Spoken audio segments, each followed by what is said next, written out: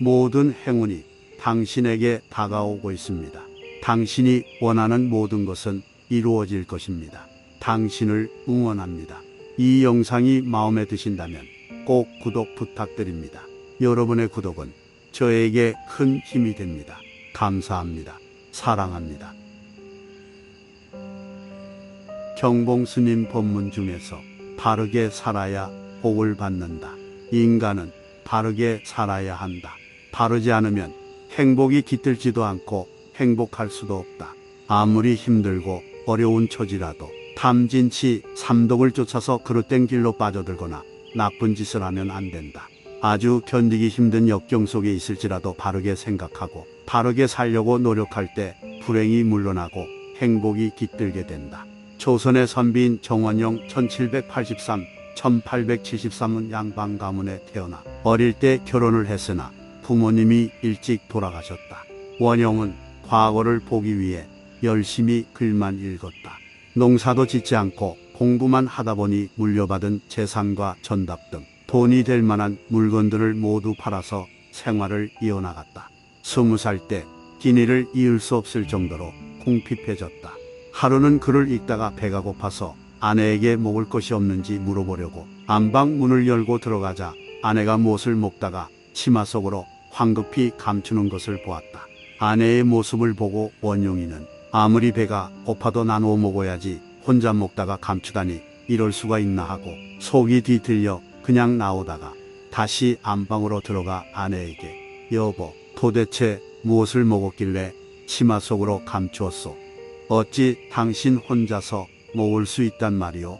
아내는 나무라는 남편을 한참 동안 물끄러미 바라보다가 눈물을 글썽이며 대답했다. 요즘에 나에게 무엇을 주셨나요? 돈을 주셨나요? 살을 주셨나요? 아무것도 주지 않으면서 무엇을 먹는다고 그리 야단이십니까? 하고는 말을 이었다. 집안 안팎을 둘러보아도 먹을 것은 없고 배가 어찌나 고픈지 녹두가루로 만든 비누가 그릇에 조금 붙어 있기에 그것을 먹을 것이라고 말고 있었습니다. 그때 당신이 들어왔고 당신이 민망해 할까봐 치마 밑에 감추었습니다. 그릇을 내놓으며 자, 이것 보세요.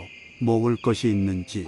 원영이는 이 말을 듣는 순간 자신이 배고픈 생각은 사라지고 가슴이 터질 듯이 쓰리고 아팠다. 얼마나 배가 고팠으면 그것도 곡식이라고 빨았을까. 남의 집 귀한 딸을 데려다가 이렇게 배를 줄이게 하였다니 나는 사람도 아니다. 우리 두 식구가 굶주리지 않으려면 무엇을 해야 하나? 할 수 있는 게 없으니 어찌해야 할까? 농사를 지을 땅도 없고 돈이 없으니 장사도 할 수 없고 아는 건 글밖에 없으니 아무리 생각해 보아도 방법이 없자 마지막에 작정한 것이 도둑질이었다. 그러나 어떻게 도둑질을 할지 방법을 알 수 없었다. 높은 담장을 넘을 수 없으니 울타리가 낮거나 없는 집에 들어가 도둑질을 하리라 마음을 먹었다. 원영이는 밤에 마을을 돌아다녔다. 부잣집은 담장이 높으니 들어가지 못하고 한참을 돌아다니다 울타리가 없는 집이 보였다. 한참을 살피다가 인척이 없자 살며시 들어가니 툇마루에 자루가 하나 보였고 만져보니 곡식이 한 말쯤 들어 있는 것 같았다. 이거면 우리 두 식구 얼마 동안은 살겠구나 하고 얼른 둘러매고 집으로 돌아오는데 한 생각이 머리를 스치고 지나가는 것이었다. 내가 이 곡식을 훔쳤으니 울타리도 없는 그 집은 무엇을 먹을 것인가? 굶어 죽으면 죽었지 이런 짓은 절대로 할 수가 없구나. 원영이는 이 생각이 들자 곡식 자루를 다시 그 자리에 갖다 놓고 집으로 돌아왔다. 도둑질은 양심상 도저히 할 수가 없구나. 이제 어떻게 해야 불쌍한 아내를 굶지 않게 할 수 있을까? 걱정으로 잠을 이루지 못하고 근심을 하고 있는데 갑자기 허공에서 소리가 들렸다. 정원용아, 이제 복 받아라. 꿈을 꾼 것도 아닌데 소리는 아주 또렷하게 들렸다. 그렇지만 복 받을 일이 생겨날 게 없었다.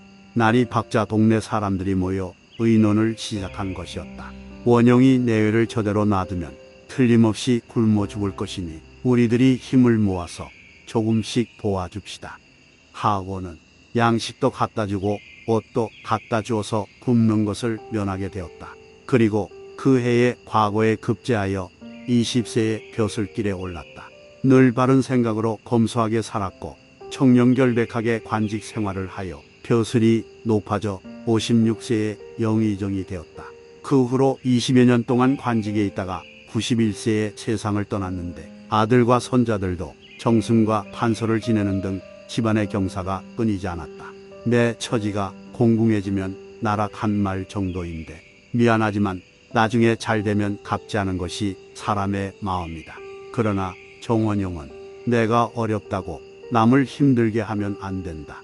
바르게 살아야 한다. 이렇게 마음을 바꾸자 복을 받기 시작했다. 바른 생각 한 번에 천지가 감동하여 복을 받은 것이다. 한 생각 바르게 돌이키면 천지신명과 모든 불보살님이 다 알아서 가피를 베푸신다. 발을 정늘 마음에 품고 살며 선행을 많이 하고 복을 지으면 반드시 소원을 성취할 수 있고 많은 복을 누릴 수 있어. 내가 지은 복은 다른 데로 가는 법이 없다. 경봉스님 법문 중에서 바르게 살아야 복을 받는다. 인간은 바르게 살아야 한다. 바르지 않으면 행복이 깃들지도 않고 행복할 수도 없다.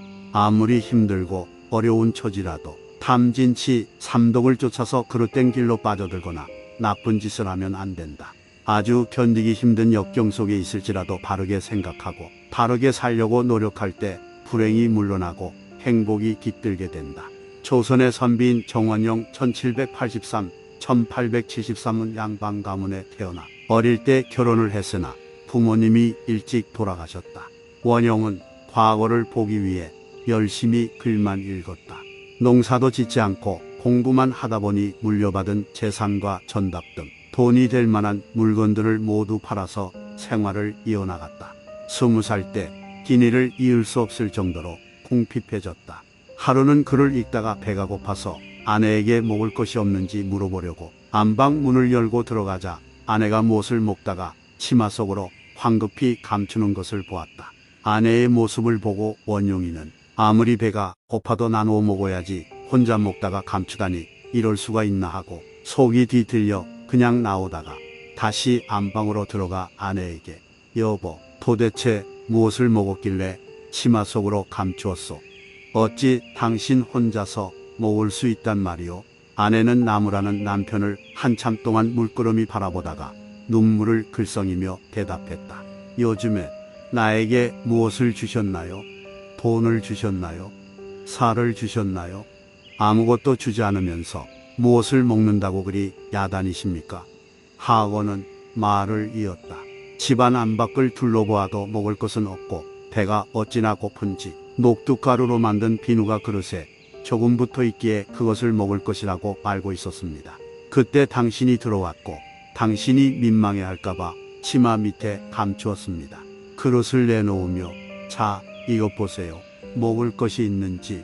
원영이는 이 말을 듣는 순간 자신이 배고픈 생각은 사라지고 가슴이 터질 듯이 쓰리고 아팠다.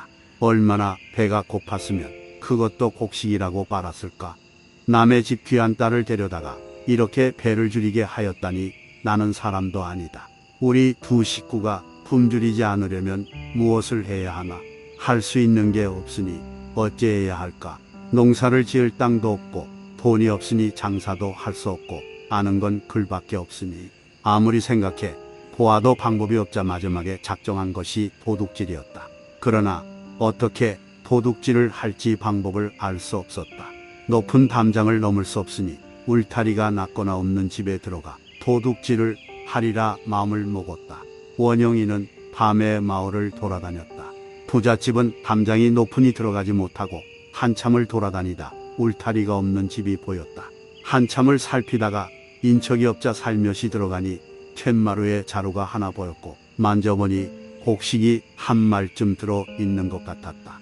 이거면 우리 두 식구 얼마 동안은 살겠구나 하고 얼른 둘러매고 집으로 돌아오는데 한 생각이 머리를 스치고 지나가는 것이었다. 내가 이 곡식을 훔쳤으니 울타리도 없는 그 집은 무엇을 먹을 것인가. 굶어 죽으면 죽었지 이런 짓은 절대로 할 수가 없구나. 원영이는 이 생각이 들자 곡식 자루를 다시 그 자리에 갖다 놓고 집으로 돌아왔다. 도둑질은 양심상 도저히 할 수가 없구나. 이제 어떻게 해야 불쌍한 아내를 굶지 않게 할 수 있을까? 걱정으로 잠을 이루지 못하고 근심을 하고 있는데 갑자기 허공에서 소리가 들렸다. 정원영아, 이제 복 받아라. 꿈을 꾼 것도 아닌데 소리는 아주 또렷하게 들렸다. 그렇지만 복 받을 일이 생겨날 게 없었다. 날이 밝자 동네 사람들이 모여 의논을 시작한 것이었다. 원영이 내외를 저대로 놔두면 틀림없이 굶어 죽을 것이니 우리들이 힘을 모아서 조금씩 도와줍시다.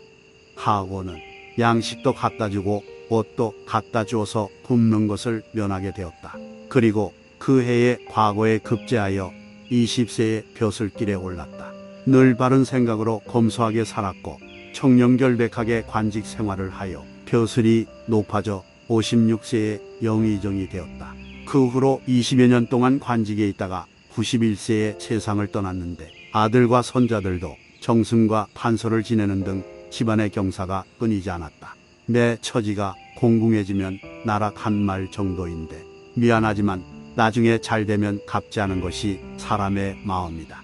그러나 정원영은 내가 어렵다고 남을 힘들게 하면 안 된다. 바르게 살아야 한다. 이렇게 마음을 바꾸자 복을 받기 시작했다. 바른 생각 한 번에 천지가 감동하여 복을 받은 것이다. 한 생각 바르게 돌이키면 천지신명과 모든 불보살님이 다 알아서 가피를 베푸신다. 발을 정늘 마음에 품고 살며 선행을 많이 하고 복을 지으면 반드시 소원을 성취할 수 있고 많은 복을 누릴 수 있어. 내가 지은 복은 다른 데로 가는 법이 없다.